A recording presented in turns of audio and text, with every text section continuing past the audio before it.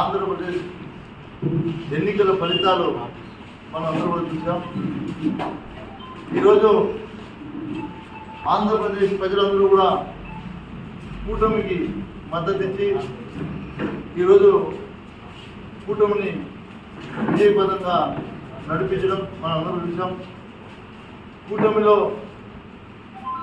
ఎవరైతే గెలిచారో మరియు వైఎస్ఆర్ కాంగ్రెస్ పార్టీలో గెలిచినటువంటి అభ్యర్థులు కావచ్చు, స్థానికంగా నాకు ఇక్కడ రాజకీయ ప్రత్యర్థి అమర్నాథ్ రెడ్డి గారు కావచ్చు, అందరికీ కూడా శుభాకాంక్షలు తెలియజేస్తా ఉన్నాను. ఏదైతే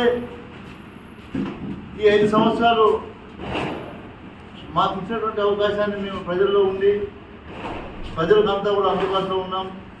ప్రజలకు ఎప్పుడు కూడా ఏ ఇబ్బంది ఉంటే కూడా మేము ముందుండి అందరికీ కూడా మంచి చేసే విధంగా ఈ 5 సంవత్సరాలు నడుచుకున్నాం. ప్రజలు ఈ ఆంధ్ర రాష్ట్రంలో ఉన్నటువంటి ప్రజలు ఇంకా ఏదో ఆశిస్తున్నారు.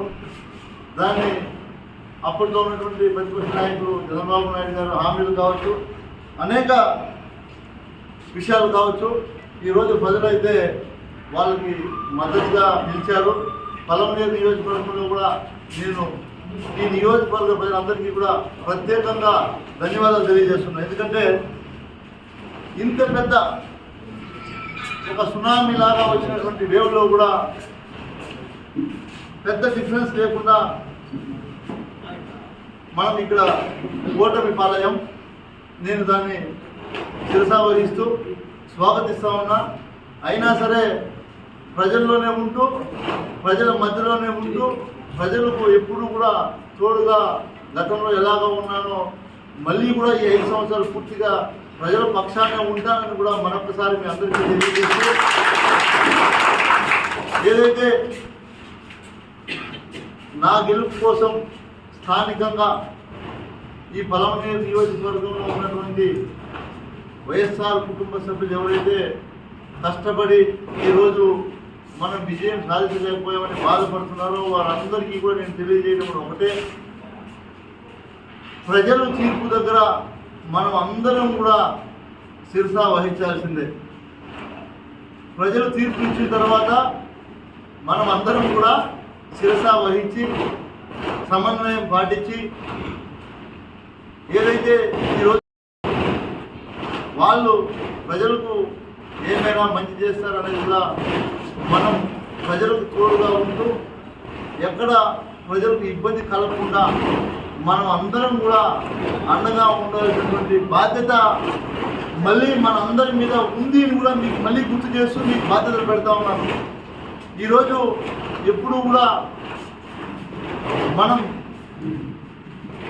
గెలిస్తేనే వీరులు, ఓటమి పాలైతే ప్రజలకు దూరంగా ఉండాలి అనుకునే భావాన్ని మీరు పూర్తిగా మీ మనసులో నుంచి తీసేసి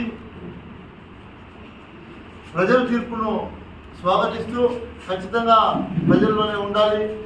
ఎవరైతే ఈ పలమనేరు నియోజకవర్గంలో ఈ ఎన్నికల్లో కృషి చేశారో వారందరికీ ఒకటే తెలియజేస్తున్నా, రాజకీయాల్లో ఇవన్నీ కూడా సర్వసాధారణంగా జరిగేటువంటి సంఘటనలు. కాబట్టి మీరెవరు కూడా అధైర్యపడద్దండి. మీకు నేనున్నాను, నాకు మీరున్నారు, మనందరికీ కూడా కలిసి పలమనేరు ప్రజలు అండగానే ఉంటారు ఎప్పుడు కూడా. కాబట్టి మీరెవరు కూడా అధైర్యపడద్దండి అని మరొక్కసారి అందరికీ కూడా తెలియజేసుకుంటూ, జరిగిన పరిణామాలన్నీ కూడా కౌంటింగ్ అయిపోయింది. మీరు అందరూ కూడా సంతోషంగా ఇంట్లోకి వెళ్ళి మిమ్మల్ని ఎవరైనా రెచ్చగొట్టే విధంగా మాట్లాడినా కూడా దయచేసి కొన్ని రోజులు మాట్లాడద్దు. ఎందుకంటే వాళ్ళు ఏదో గెలిచిన ఆనందంతో పాపం ఎన్నైనా మాట్లాడచ్చు.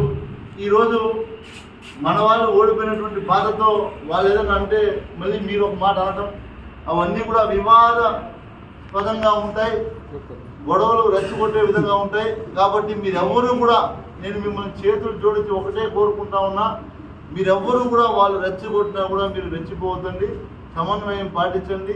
ఖచ్చితంగా మనం ప్రజల కోసం నిరంతరం కృషి చేయాలి. కాబట్టి ఓపికతో మనం ముందుకు వెళ్ళాలని మీ అందరికీ కూడా నేను ధన్యవాదాలు తెలుపుకుంటూ సెలవు తీసుకుంటా ఉన్నాను.